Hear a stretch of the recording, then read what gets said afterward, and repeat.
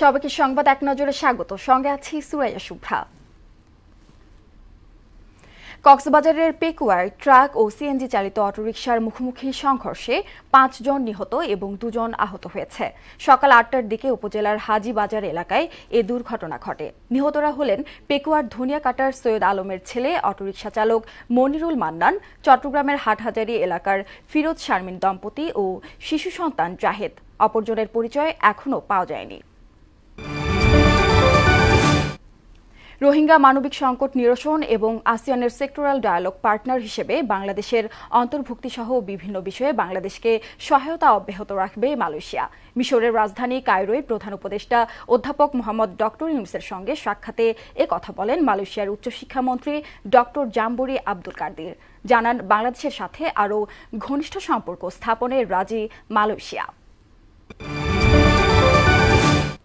দেশের প্রত্যেক আদালত, ট্রাইব্যুনাল প্রাঙ্গণ, এজলাস, বিচারকদের বাসভবন, বিচারক ও কর্মচারী সহ আদালত সংশ্লিষ্টদের সার্বিক নিরাপত্তা নিশ্চিতে প্রয়োজনীয় ব্যবস্থা নিতে বলেছে প্রধান উপদেষ্টার কার্যালয়। স্বরাষ্ট্র মন্ত্রণালয়ের জননিরাপত্তা বিভাগের সিনিয়র সচিবকে দেয়া এক চিঠিতে এ বিষয়ে নেওয়া পদক্ষেপ সম্পর্কে প্রধান উপদেষ্টার কার্যালয়কে অবহিত করতে বলা হয়েছে। বাংলাদেশের জাতীয় নির্বাচন ঘিরে অন্তর্বর্তী সরকারের বিভিন্ন পদক্ষেপকে স্বাগত জানিয়ে ভোটের দিনক্ষণ নির্ধারণে পর্যবেক্ষণ অব্যাহত রাখবে বলে জানিয়েছে যুক্তরাষ্ট্র। নিয়মিত প্রেস ব্রিফিংয়ে মার্কিন পররাষ্ট্র দপ্তরের principal deputy spokesperson Vedanta Patel এসব কথা বলেন। ব্রিফিংয়ে সাবেক প্রধানমন্ত্রী শেখ হাসিনার বিরুদ্ধে গুমের সম্পৃক্ততা তদন্তে যুক্তরাষ্ট্রের সমর্থন আছে বলেও জানান তিনি। নির্বাচন নিয়ে প্রধান উপদেষ্টার ভাষণে জাতি হতাশ মন্তব্য করে এতে সুনির্দিষ্ট রোডম্যাপ উল্লেখ হয়নি বলে অভিযোগ করেছেন বিএনপি মহাসচিব মির্জা ফখরুল ইসলাম আলমগীর।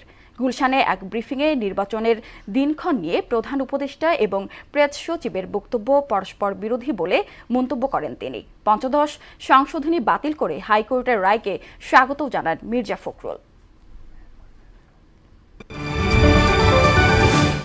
ফিলিস্তিনের গাজায় ইসরায়েলি হামলায় আরও ৩৮ ফিলিস্তিনি নিহত ও ২ শতাধিক মানুষ আহত হয়েছে।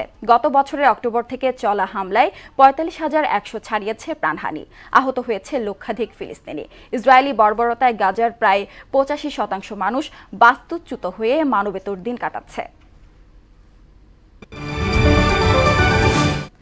মালয়েশিয়ার কুয়ালালামপুরে নারী অনূর্ধ্ব ১৯ এশিয়া কাপের সুপার ৪-এ ভারতের কাছে ৮ উইকেটে হেরেছে বাংলাদেশ। টস হেরে ব্যাট করতে নেমে ৮ উইকেট হারিয়ে টেনে টুনে ৮০ রান তুলতে পারে যুবা টাইগার্সরা। জবাবে ৪৭ বল বাকি থাকতেই জয় পেয়ে যায় ভারত। ১০-৪-এ ৪৬ বলে ৫৮ রানের অপরাজিত ইনিংস খেলে ম্যাচ সেরা হন তৃষা। এ ছিল সংবাদ এক নজরে। সবশেষ খবর সবার আগে জানতে মোহনার সাথে থাকুন। এতক্ষণ সঙ্গে থাকার জন্য ধন্যবাদ সবাইকে।